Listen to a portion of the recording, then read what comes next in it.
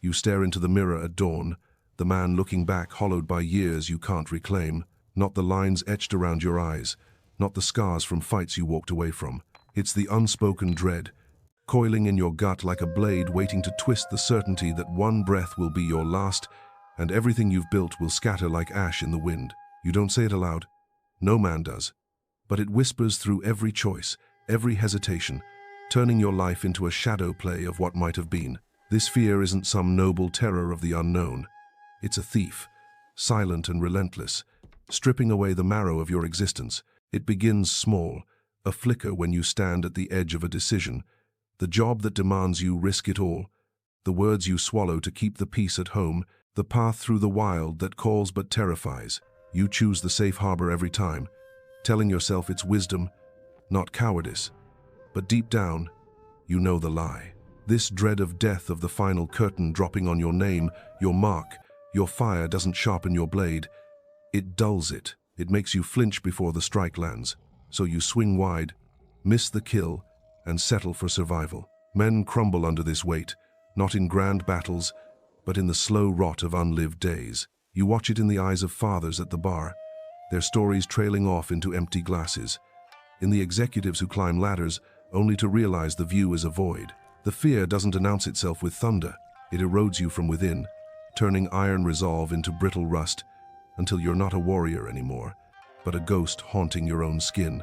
Imagine a man in the mist-shrouded hills of feudal Japan, the year lost to time but the chill eternal. His name is Hiroshi, a ronin who'd once cleaved through foes like bamboo in a gale. Now, he crouches in the underbrush, breath ragged, the duel he's fled echoing in his ears. His opponent, a shadow-faced swordsman with eyes like polished obsidian, had pressed him not with fury, but with calm inevitability. Hiroshi's blade had trembled mid-arc, the killing stroke aborted by a vision. His wife's face dissolving into darkness, his unborn son's cry cut short, the family plot he'd never see swallowing him whole. He turned and ran, boots sucking mud, heart pounding not from exertion but from the abyss yawning behind every step. Days bleed into nights as he hides in a ramshackle hut, the thatch leaking rain like accusations. He sharpens his katana by firelight, the whetstones rasp a mockery of preparation, because he knows the hunter draws near. Not for vengeance, for the code. Hiroshi's flight shames not just him, but the way of the blade, the unspoken pact that death is the forge, not the fracture. In the dead of night, when fever grips him and delirium paints the walls with ghosts, Hiroshi confronts the specter that stalked him since boyhood. It's not the pain of dying he dreads, the quick severing of sinew, the hot flood of life spilling out. No, it's the erasure. The thought that his struggles, his small triumphs, the first blood on his hands at 16, the lover's warmth stolen in a border skirmish, will vanish like smoke from a snuffed lantern. Who will remember the weight of his armor after the maggots feast? What echo of his roar will linger when the winds howl over unmarked graves? This is the poison Miyamoto Musashi tasted and spat out in his Dokkodo. Those 21 iron precepts carved from a life of duels and solitude. Rule 17 strikes at the heart. Do not fear death, not as a command barked from a mountaintop, but as a blade's edge held to your own throat, forcing you to see. Musashi, that lone wolf who danced with mortality from Kyoto's dust-choked streets to the surf-crashing shores of Ganru Island, understood the trap. Fear of death isn't born in battle's roar. It's seeded in attachment, in the invisible chains we forge to illusions of permanence. The wife who might weep, the legacy that might fade, the self you cling to like a child to a frayed toy. Zen whispers it in the rustle of leaves. All is flux. The river never steps twice in the same current. Stoics etched it on their rings. Memento mori. Remember, you must die not to terrify, but to liberate. Because when you dread the end, you worship the means, chasing shadows of security that blind you to the strike. Men suffer here, not from life's cruelty, but from their refusal to face the void. They build fortresses of routine, of deferred dreams, mistaking walls for strength. But walls crack, and in the breach, the fear rushes in, devouring what little fire remains. Hiroshi bolts upright in the hut, sweat slicked, the fire long guttered to embers. Outside, the wind carries the crunch of gravel footsteps, deliberate, unhurried. He grips his sword, knuckles whitening, but his mind races ahead to the grave's chill embrace. What of the boy he'll never teach to swing a bokken? The fields he'll never till? The sake he'll never share under cherry blossoms? These thoughts aren't fuel, they're fetters, rooting him to the spot as the door creaks open. The swordsman enters, silhouette framed by moonlight, blade sheathed but presence a drawn edge. No words at first, just the weight of judgment in those unblinking eyes. Hiroshi lunges, a desperate arc born of panic, but his foe sidesteps with the ease of wind through reeds. The counter comes swift, not lethal, a flat strike to the wrist that sends Hiroshi's katana skittering across the floor. He crumples, gasping, exposed. The swordsman kneels, voice low as grinding stone. You run from the shadow, but the shadow is you. In that moment, Hiroshi sees it not the death he flees, but the life he's forfeited. Every dodged duel, every turned cheek, every night spent bargaining with fate. The fear hasn't preserved him. It's preserved a husk, a man half-formed, echoing with regrets, sharper than any wound. Where in your own shadows do you do the same? Picture it now, unsparing. The promotion you let slip because failure meant the end of your story, the words you withheld from the woman who needed them because vulnerability invited the reaper's scythe. Who have you become in these silent surrenders, a spectator to your own saga, applauding from the stalls while the hero bleeds out on stage? Feel the sting of it. The friendships you ghosted when conflict loomed, fearing the loss would carve you hollow. The risks you buried under excuses, telling yourself tomorrow holds the courage you lack today. This isn't living, brother, it's lingering. A slow bleed disguised as patience. You've felt the pull, haven't you? That midnight hour when the bottle's empty and the ceiling stares back, mocking the man you swore you'd be. The fear of death doesn't just haunt your final breath, it poisons everyone before. It whispers that safety is sovereignty, that hesitation is honor. But honor? Honor is the blade unsheathed, even when the hand trembles. Ask yourself, cold and clear, what battle are you avoiding right now? Not because it's unwinnable, but because winning demands you stare into the dark. The conversation that could shatter your marriage's fragile truce, or mend it. The venture that could bankrupt you, or birth something eternal. And deeper still, who stares back from the mirror when you finally look? A lion caged by his own roar, or a wolf starved by the hunt he never took? The swordsman doesn't kill Hiroshi that night. Instead, he leaves him broken on the floor, the dawn's first light spilling like blood across the tatami. Hours pass in agony, wrist throbbing, pride pulverized.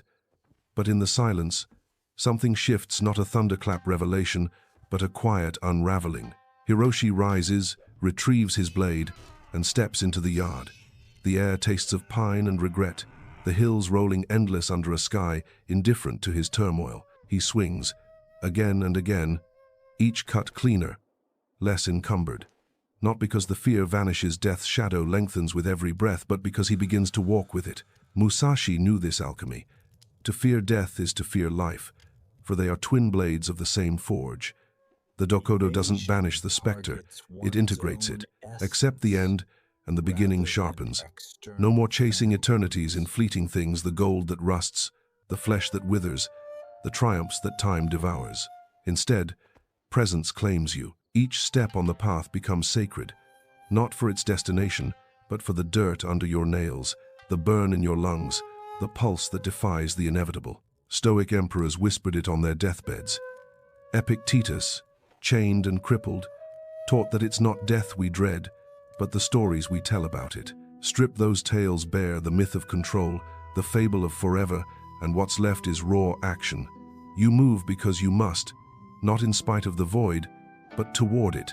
The fear transmutes from chain to compass, pointing true north. Live as if the grave watches every dawn. Hiroshi doesn't seek out his pursuer the next day. He burns the hut, the smoke a pyre for the man he was. Wandering the trails, blade at his side, he encounters skirmishes not as threats, but as teachers. A bandit ambush in the bamboo thicket he parries, thrusts, feels the spray of arterial warmth without the old recoil. Death hovers, close as breath, but it no longer blinds. In a roadside inn, sharing meager rice with travelers, he speaks for the first time of the duel fled, the wrist that still aches like a reminder. The others listen, not with pity, but recognition, their own unspoken flights etched in weathered faces. One, A merchant with ink-stained hands confesses evading a rival's challenge, letting his trade rot while he hoarded coin against lean years that never came. Another, a farmer scarred by drought, admits tilling fallow fields, too afraid of famine's bite to sow bold. Hiroshi nods, says nothing profound, but in the sharing, the weight lightens. Not lifted, carried differently. The Dokkodo's wisdom seeps in like rain through cracked earth. Do not fear death, for in fearing it, you fear the very force that makes your strikes matter. Zen masters sat zazen before executioners, not denying the blade, but dissolving into the swing. Musashi crossed swords 50 times and emerged scarred but unbowed, each near miss a chisel carving away illusion. You, too, carry these scars, the layoff that gutted your pride, the betrayal that left you adrift, the illness that brushed your shoulder like a lover's hand. They've marked you, but have they mastered you? Or do you wield them now, turning old wounds into the edge that cuts true? This shift isn't a blaze of glory, a sudden invincibility that lets you charge blind into the fray. It's subtler, a forge fire kindled low and steady. You wake one morning, the dread still there, a familiar ache in the chest, but you dress for the arena anyway.